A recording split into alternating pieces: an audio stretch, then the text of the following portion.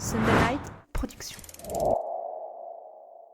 Le stress est souvent un état mal vécu par les coureurs et les coureuses à pied. Pourtant, bien utilisé, il peut être une arme redoutable pour nous dépasser et exploser nos records. Alors si vous voulez savoir comment utiliser votre stress pour performer, restez avec nous, nous allons vous aider.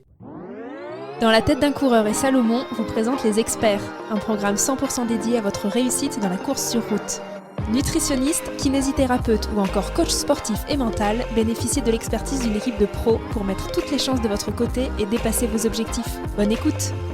Bienvenue dans Les Experts, votre nouveau programme dédié à votre réussite en course à pied. Et grâce à cette émission, vous allez bénéficier des compétences d'une équipe de professionnels du sport pour vous accompagner dans la préparation de vos marathons et semi-marathons.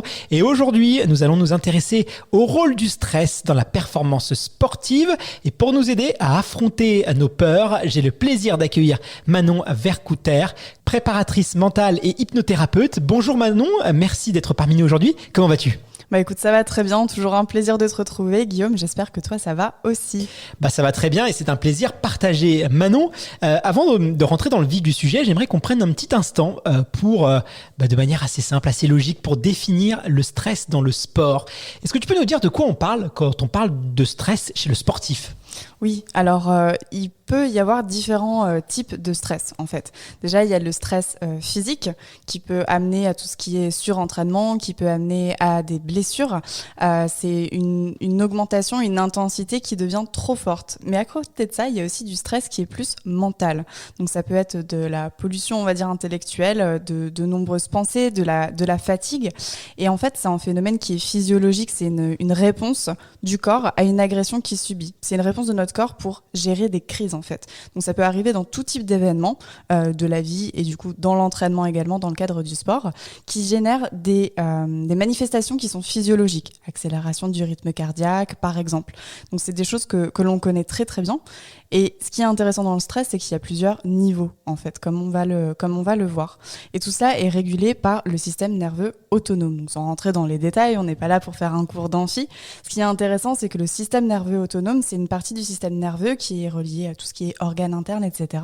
Et il y a le système parasympathique, dont la fonction est d'inhiber tout ce qui est les fonctions à haute énergie, donc c'est-à-dire de calmer, d'apaiser, de relaxer. Et il y a le système sympathique, qui porte pas très très bien son nom, qui lui va préparer une activité très intense. Donc en fait, le stress, il va stimuler une énergie, et il peut être aussi bien moteur que l'inverse. C'est vrai que généralement, quand on est dans un état de stress, on a l'impression de subir cet état parce qu'on ne l'a pas forcément cherché et on le vit plutôt de manière négative. Est-ce que le stress, c'est un allié ou un ami de la performance ? Alors, en fait, il n'y a pas de bonne réponse. Comme pour toute chose, c'est une question d'équilibre. Trop dormir, c'est pas forcément bon pour la santé, par exemple. Trop boire d'eau, ça peut être aussi néfaste.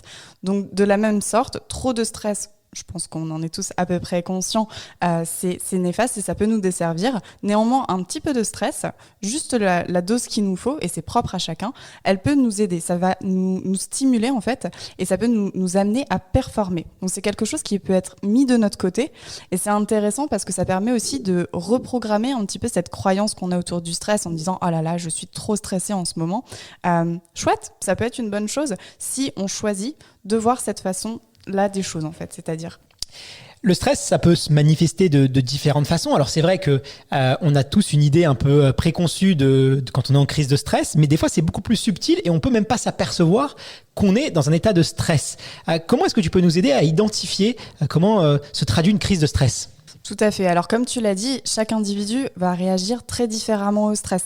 La capacité d'un individu à gérer le stress, elle est liée à plein de choses. Sa génétique, sa personnalité, sa situation sociale, économique, également tout ce qui est contextuel, donc l'environnement, les proches, etc. Donc il y a certains événements traumatisants qui peuvent générer du stress, comme une situation par exemple d'entraînement. Donc pour le repérer, il y a plusieurs niveaux. C'est-à-dire qu'il y a des symptômes physiques, la sueur, des tremblements, vertiges, le cœur qui s'accélère, également des maux de tête et manque de sommeil par exemple. Il y a aussi des symptômes qui sont plus émotionnels. Donc ça va être de l'irritabilité, de l'anxiété, mais aussi de la fatigue, de la déprime. Ça peut être aussi l'inverse, ça peut être une suractivité quand on est vraiment tout le temps hyper et après tout retombe d'un coup. Il y a également des symptômes mentaux, comme on a dit, il y a plusieurs types de stress. Donc trop plein de pensées, des pensées qui sont négatives, être tout le temps inquiet ou vraiment dans le pessimisme avec du mal à se concentrer parce que justement il se passe trop de choses dans la tête. Et enfin, plus comportemental, le fait de se replier sur soi-même, de ne pas aller vers les autres, d'être plus dans l'agressivité, l'isolement, ce qui peut mener à terme à des comportements plus pathologiques, notamment des addictions par exemple. Donc ce qui est intéressant, c'est de le repérer. Qu'est-ce qui change ? Les humeurs fluctuantes, les perturbations de sommeil, comment ça va dans ma vie perso par exemple, parce qu'un athlète qui va se prendre la tête par exemple avec son conjoint ou sa conjointe, ça peut impacter et ça peut le stresser pour ses entraînements. Donc c'est tout plein de petits éléments comme ça qu'il faut rassembler et qui permettent de repérer comment le stress peut se manifester. Est-ce qu'on est tous égaux par rapport au stress ? Parce que j'ai l'impression qu'il y a des personnes qui stressent beaucoup plus que d'autres. Moi, c'est mon cas. C'est vrai que j'ai la tendance à stresser un peu vite par rapport, par exemple, à mon producteur, s'il nous écoute, qui lui, vraiment, on a l'impression que le stress, c'est pas ce que c'est, quoi. Qu'est-ce qui peut expliquer que certaines personnes sont plus stressées que d'autres ?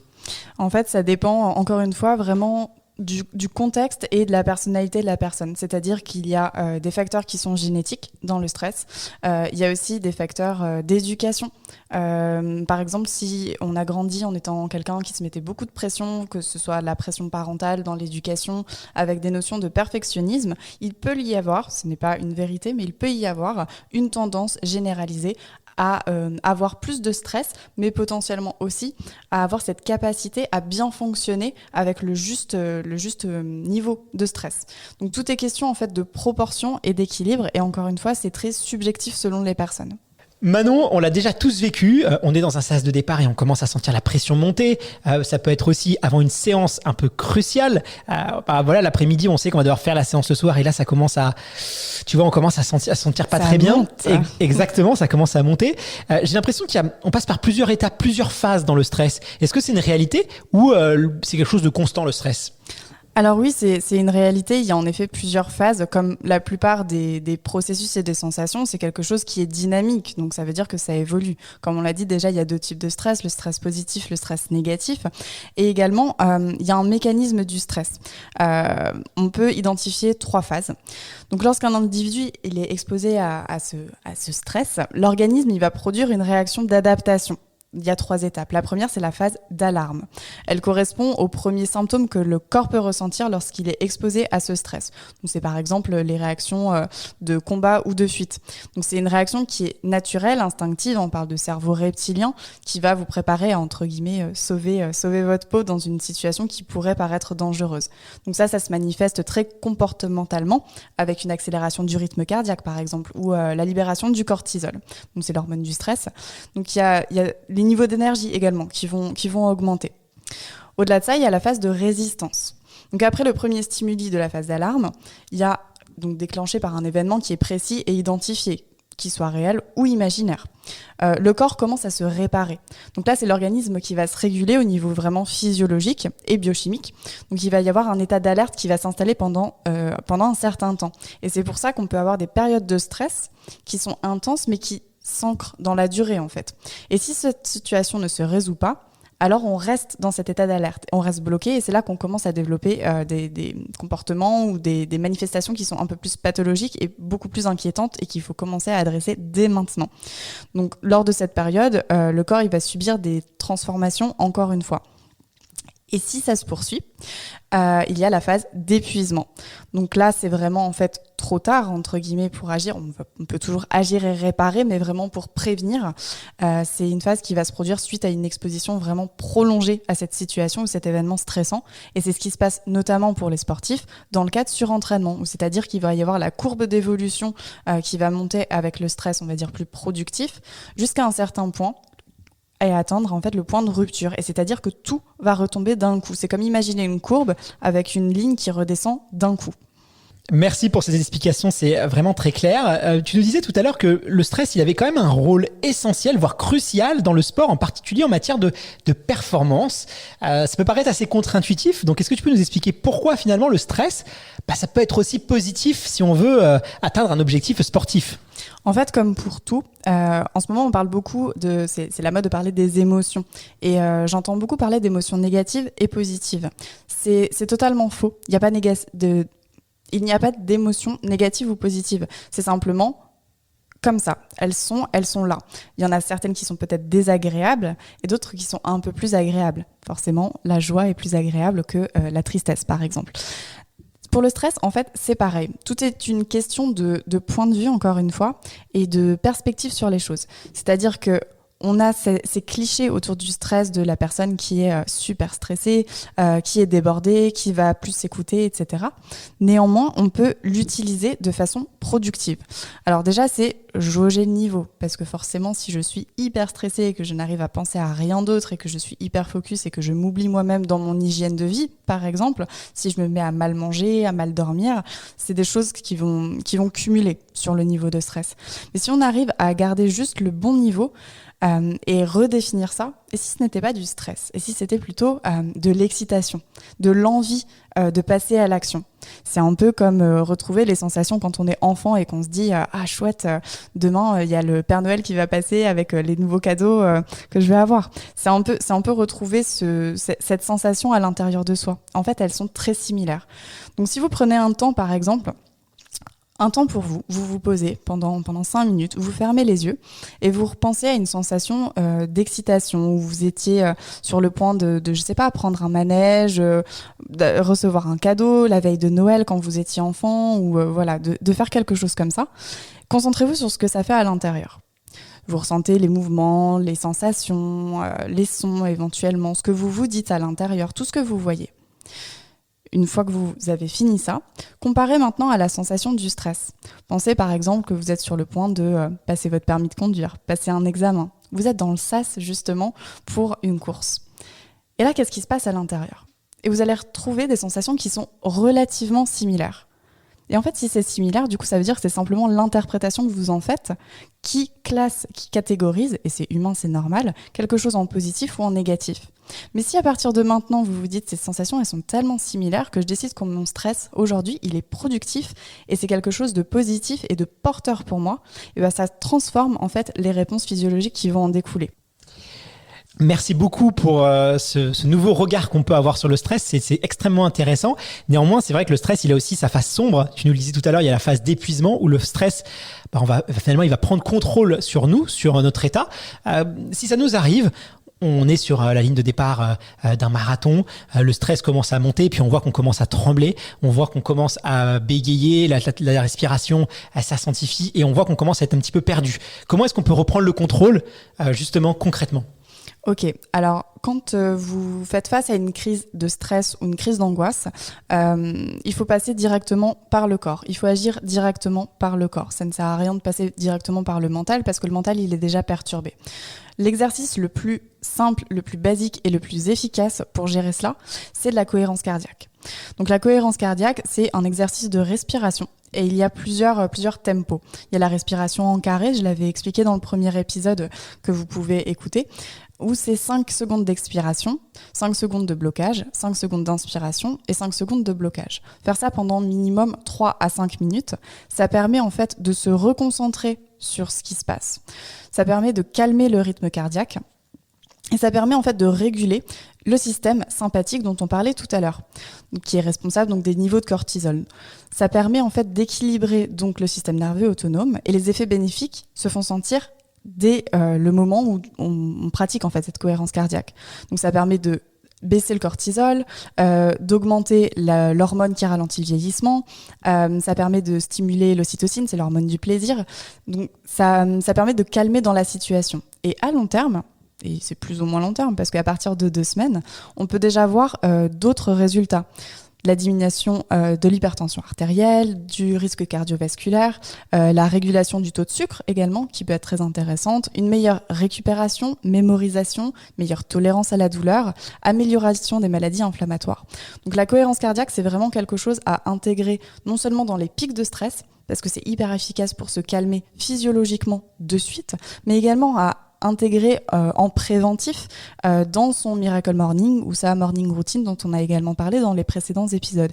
C'est un rituel qui permet vraiment de s'ancrer dans l'instant présent et qui est hyper bénéfique. Merci infiniment pour tous tes précieux conseils. Alors, il y a quelque chose que, à mon avis, grand nombre d'auditeurs et auditrices qui nous écoutent ont déjà vécu, c'est la veille d'une compétition et plus particulièrement la nuit avant une compétition.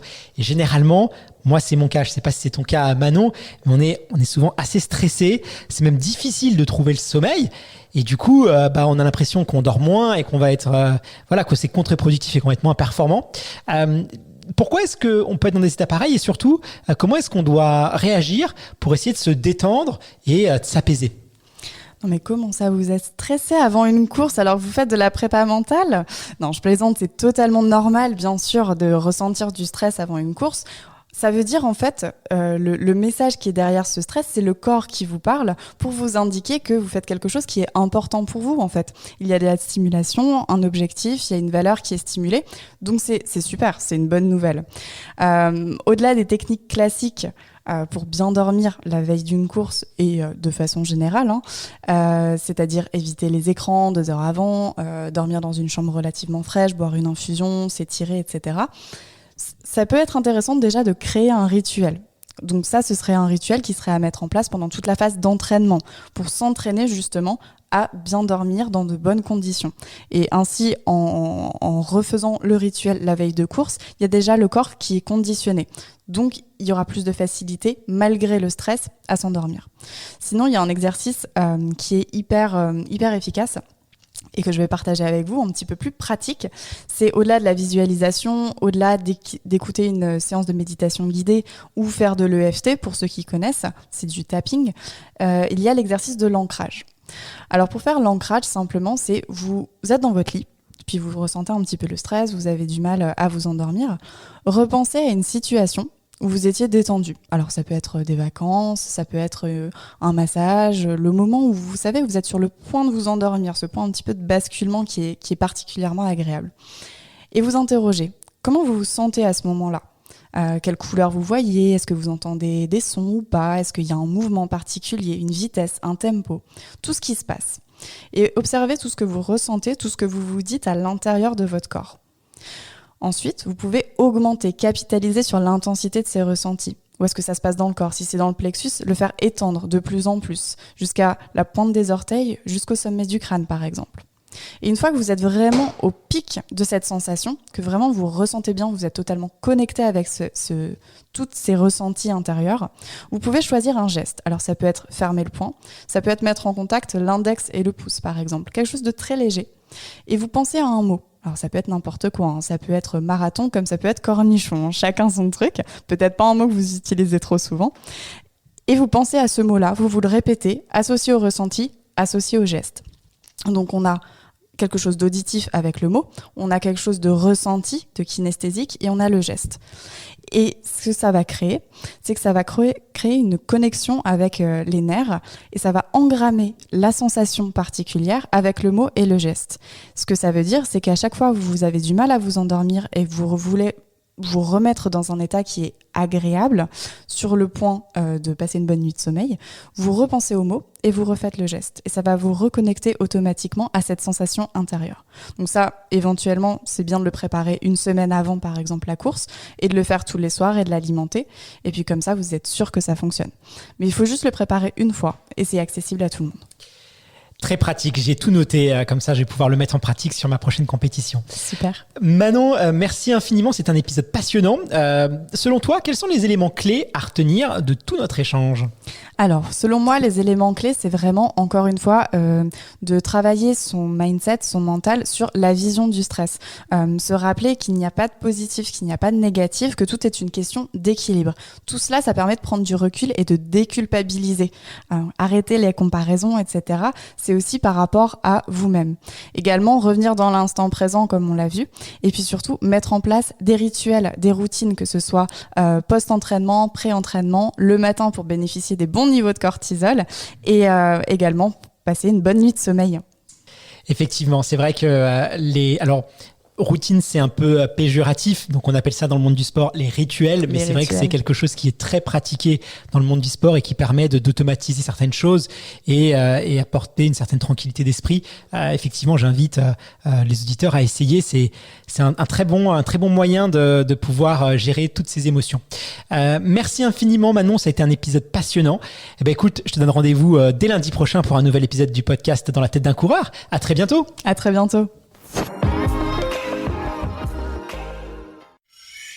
Cette émission vous a été proposée par Salomon, votre expert running de la montagne à la ville.